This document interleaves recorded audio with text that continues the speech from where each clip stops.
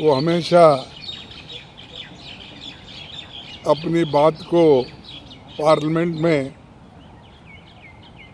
जब रखते हैं तो बार बार अपनी कामयाबियों को सुनाते हैं और उनके फेल्यूर्स को छुपाते हैं। और जो हम उनके फेल्यूर्स के बारे में भी जब कहते हैं तब भी हमको उतना उसको महत्व नहीं दिया जाता है।